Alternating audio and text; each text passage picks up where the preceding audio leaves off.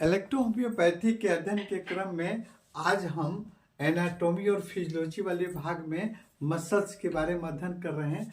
आज हम देखते हैं मसल्स में पेन किन किन कारणों से होते हैं और फिर उस पर कैसे हम इलेक्ट्रोहोम्योपैथिक विधियों का प्रयोग करके हम उन मसल्स के पेन को दूर कर सकते हैं। तो सबसे पहले शुरू करते हैं मसल्स में पेन होने का कारण, जैसे चोट लगना या आपको कुछ गलत दवाओं का प्रयोग या ज़्यादा फिजिकल वर्क, है ना। ऐसे कुछ मेजर आपको कॉजेज हैं, कारण हैं जो आपको हमारे मसल्स में पेन होने के लिए मजबूर करते हैं। तो सबसे पहले शुरू करते हैं, हमारे शरीर में iron, magnesium, vitamin D, calcium और विटामिन B12 की कमी के चलते भी मसल्स पेन हो सकता है ना। उसके बाद देखते हैं चोट लगना। तो चोट लगने के चलते मसल्स पेन हो सकता है। इसके अलावा उसमें सूजन हो सकती है मसल्स में और दर्द हो सकता है।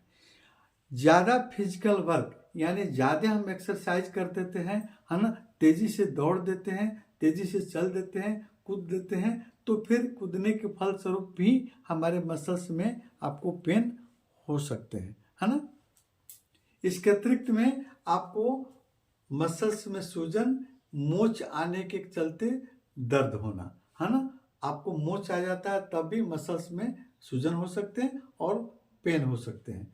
और गलत पोजीशन में बैठने के कारण भी और सोने के चलते भी हमारे मसल्स में पेन हो सकते हैं। गलत पोजीशन में जैसे कंप्यूटर पर या आप चेयर पर नित्य दिन आपको 6 से 8 घंटा 10 घंटा आप बैठते हैं, झुकते हैं, झुक कर कोई काम करते हैं, तो फिर आपके पीठ में मसल्स पेन, आपको पीठ की मसल्स पेन में आपको दर्द हो सकते हैं, ट्रेपेजियस एरिया में भी दर्द हो सकते हैं।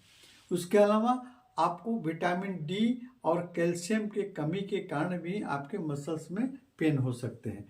चिंता, तनाव भी इसका कारण होता है। आप ठीक से रात में सो नहीं पाते हैं, आपको नींद नहीं आती है, तो फिर सुबह में आपको मसल्स के पेन को आपको गिरफ्त में आप रहते हैं। इसके अलावा ब्लड सप्लाई का कम होना, आपके शरीर के किसी भी मसल्स में ब्लड की सप्लाई अगर कम हो रही है तो फिर ब्लड के माध्यम से ही मिनरल्स, कैल्शियम और कार्बोहाइड्रेट और बाकी पोषक तत्व आपको उस मसल्स में नहीं पहुंच पाते हैं, उसके चलते भी आपको मसल्स में पेन हो सकता है। नर्व पर दबाव पड़ने के चलते, जैसे आपको साइटिक नर्व पर दबाव चलने के चलते आपको कफ मसल्स में और फिर आपको कफ मसल्स में या आपको कुछ मसल्स में आपको पेन हो सकते हैं। इसके अलावा आपको भोजन में आयरन, कैल्शियम, पोटेशियम की कमी के चलते भी पेन हो सकते हैं। इसके चलते डिहाइड्रेशन आपके शरीर में पानी की कमी हो गई या मिनरल्स की कमी हो गई, नमक की कमी हो गई, उस समय भी आपके मसल्स में पेन हो सकते हैं। इसके लिए टेम्परेचर, फ्लू या कोई हाई फीवर, है ना, होने के क्रम में के बाद में भी आपको उस समय भी आपके मसल्स में पेन हो सकते हैं।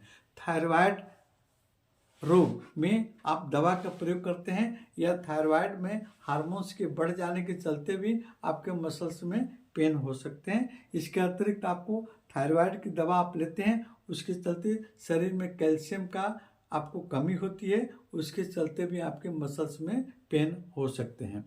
कोलेस्ट्रॉल कम करने के लिए जो दवा का आप यूज करते हैं उसमें भी मसल्स पेन हो सकते हैं। या हाई आपको ब्लड प्रेशर के समय में भी आपके मसल्स में पेन हो सकते हैं। इसके अलावा आपको रियूमेटॉइड आर्थराइटिस में जिस पार्ट जॉइंट्स में आपको पेन रहता है उसके आजू बाजू के मसल्स में स्वेलिंग और पेन होते हैं। इसके अलावा फीमेल जेनिटल ऑर्गन, फीमेल में आपको मेंस्ट्रुएशन पीरियड के समय में भी आपको क्रैम्पिंग पेन हो सकता है ना।